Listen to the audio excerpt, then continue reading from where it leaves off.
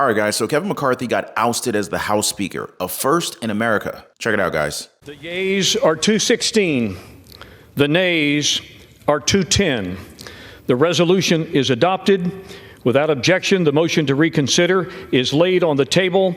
The office of Speaker of the House of the United States House of Representatives is hereby declared vacant.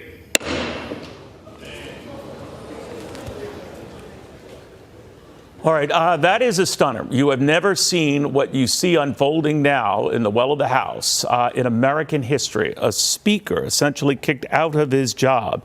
We don't know the breakdown of Democrats and Republicans, if any Democrats at all had voted to keep Kevin McCarthy in that position. We do know here that this holds 216 enough to say that Kevin McCarthy will step down. Definitely some crazy times that we're living in. This most definitely impacts all of us. Ousting the House Speaker can have wide-ranging consequences for the average American. So first, you got the Congress gridlock, and that's probably just going to be, getting worse from here on out. The far-right lawmakers orchestrated this whole oust, so the person replacing McCarthy could definitely be more extreme and deepen the political polarization that we're seeing in Congress and in the nation. What that means on a day-to-day basis is that important legislation that could help us would ultimately be delayed, and goodness knows what kind of new bills that they're going to be coming up with under this new leadership. It's definitely going to make it more challenging for politicians to find common ground, directly affecting the ability to address critical issues facing the country and, of course, working class Americans. Then, of course, there's the issue of what's on Congress's to-do list. The speaker decides what bills get talked about and voted on. Now, with a new speaker, they might have a different agenda. And so that means that the focus could shift from healthcare to taxes or from infrastructure to something else entirely. It ultimately affects what laws end up getting passed or rejected, and that could ultimately hit us where it hurts, right in our wallets and our daily lives, guys. It's interesting what my friend said the other day. Listen to this, guys. Increase the debt to an unsustainable level. That way you'll be able to increase taxes, and this will produce more poverty. What do you guys think? Do you see it yet? I mean, really, the more complex the system, the smaller the glitch it takes to collapse it. And that's probably what we're seeing with the ousting of Kevin McCarthy as House Speaker. I mean, the whole thing can mess with how we see politics. It can make us think that it's all about party interests and not about what regular people need. Plus, it can fire up the party bases and activists, which might shake things up in local elections. And these local elections can have a big impact on things like schools, healthcare, and of course, public safety, stuff that really matters to everyday Americans. So when the speaker's chair gets empty, it's kind of like a mini political earthquake that ripples throughout our lives in more ways than one. You remember what happened with our credit rating with Fitch recently, right? So they downgraded us one whole level because of the federal government's rising debt burden and the political difficulties that the U.S. government has had in addressing spending and tax policies. Now, these kinds of developments, they have the tendency to ripple out into American households. It could lead to higher borrowing costs, impacting mortgages, auto loans, and credit card interest rates. And so this means that homeowners could see increased monthly mortgage payments, making home ownership less affordable. Not to mention borrowing for major purchases or carrying credit card debt can become even more expensive. It could even hit your investment portfolios, including retirement accounts like 401ks, IRAs, brokerages. Stock market volatility resulting from political uncertainty can lead to things like a huge drop in investment returns, potentially delaying your retirement plans and having the need for overall higher savings in the long run. Plus, big picture-wise, the broader economic uncertainty that this causes can slow economic growth and job creation. Translation, possible job losses and a harder time to find a job, let alone a raise or a job promotion. And of course, let's not forget about inflation caused by political and economic uncertainty. I mean, just think of the impact on the average American's purchasing power and higher prices for everyday expenses such as groceries and utilities. This is definitely the time to stay updated with what's happening on Capitol Hill, you guys. I highly recommend subscribing to the channel and ringing that notification bell. That way you don't have to worry about missing out on any news and you're always prepared. And if you appreciate the information, show me some love by dropping a like for the video. Definitely makes my day. I really appreciate that. Now, let's go and take a closer look at what happened with Kevin McCarthy. Now, you saw the votes, 216 to 210, right? So House Speaker Kevin McCarthy is House Speaker no more and throwing the House and its Republican leadership into what news outlets are saying is chaos. So McCarthy told lawmakers that he would not run again for Speaker, so that puts the gavel up for grabs. We haven't had this happen before. The first Speaker of the House in history to be ousted by a vote of the chamber. Not even Nancy Pelosi got booted. And next steps are highly uncertain since there is no obvious successor to lead the House Republican majority. McCarthy's chief rival, Representative Matt Gaetz of Florida, he orchestrated the whole thing. The rare vote on the obscure motion to vacate and pushed ahead fast into a dramatic afternoon roll call. And you can definitely hear how quiet things got when the presiding officer gavelled the vote close 216 to 210, saying that the office of the Speaker is hereby declared vacant. Conservative Republicans complain that the Speaker worked across the aisle too often.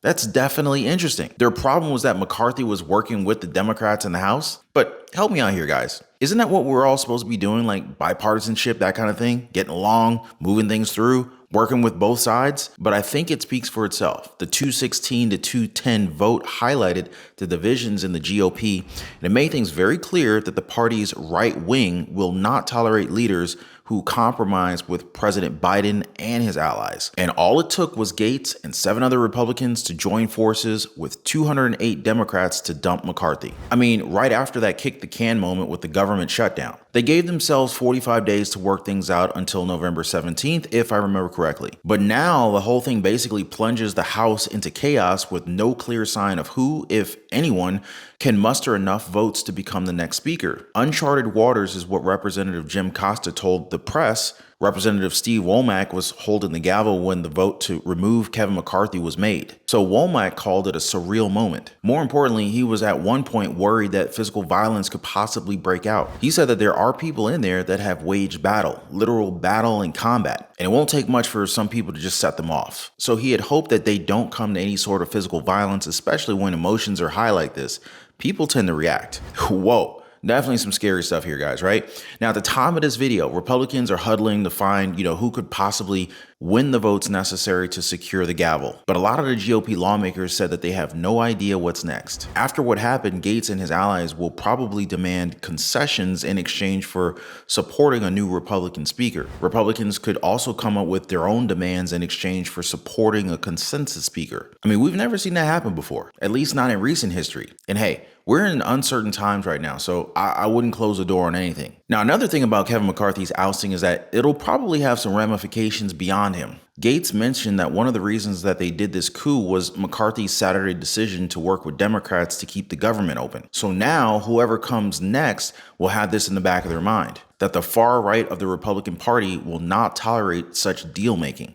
House Minority Leader Hakeem Jeffries wrote on X, formerly known as Twitter, that the far-right Republicans, they must find a way to end the House Republican Civil War. The whole thing just gets wilder and wilder when you dig into it. To win the Speaker's gavel in January, McCarthy restored rules that made it easy for any member of the House to move to overthrow him. The same rules that led to his defeat this week. After his election as Speaker on the 15th ballot, conservative Republicans just kept on complaining about McCarthy's supposed willingness to break bread with the Democrats. This year, he worked with Democrats to suspend the nation's debt ceiling so that the United States can pay its bills. On Saturday, he relied on Democratic votes to avert a government shutdown. In both cases, McCarthy initially tried to pass it with only GOP votes, but then he worked with Democrats after those efforts had failed. Still, Gaetz called it a betrayal and proof that McCarthy was not fit to lead the GOP. Gaetz also said that McCarthy made a secret deal to help Biden deliver funding to help Ukraine in its war against Russia. McCarthy denied it, but now we really don't even know. So at this point, I just feel like stuff is really about to hit the fan. You know what I'm saying? It's like a catastrophic depression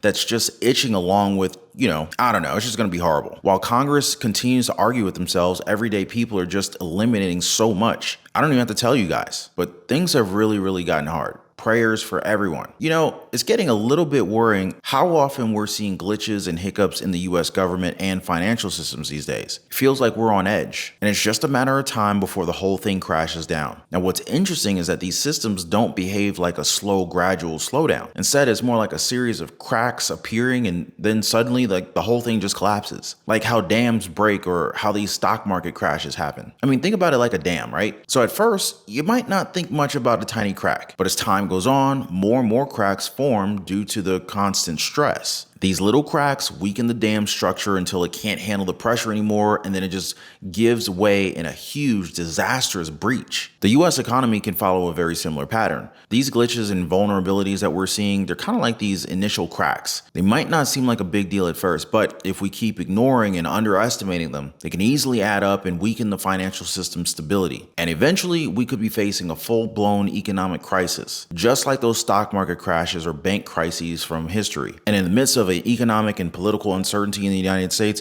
we stick to our financial freedom fundamentals. So first things first, right? You should have a solid emergency fund tucked away. You want to aim for at least 3 to 6 months worth of living expenses saved up. Now, this money can be a lifesaver in case you face any kind of unexpected job loss or run into emergencies. When you can, tackle those high interest debts like those pesky credit card balances, right? Knocking those out will free up more of your hard-earned cash for savings and for investments. And speaking of investments, consider diversifying your portfolio. Mix it up with stocks, bonds, and other assets that match your risk tolerance and your financial goals. Diversify, diversify, diversify. That way you can shield your investments during roller coaster economic times. And don't forget about your retirement savings. Keep contributing to your 401k or your IRA even when the economy is a little uncertain. Over the long haul, steady contributions can help your savings grow even when times are tough. Keeping an eye on your budget is key too. Creating and sticking to a budget will help you see where your money is going and where you can cut costs to be able to save even more. Now, of course, it helps if you stay informed about what's happening in the world of economics and politics. Understanding how these factors can affect your finances will help you make savvy decisions. And remember, guys, while times may get uncertain, a well thought out financial plan and a little bit of patience can actually help you ride out some of the storms and achieve your financial goals over time. I mean, that's what we're here for, right? Our very own financial freedom fam right here on YouTube. I love you guys. Y'all be safe.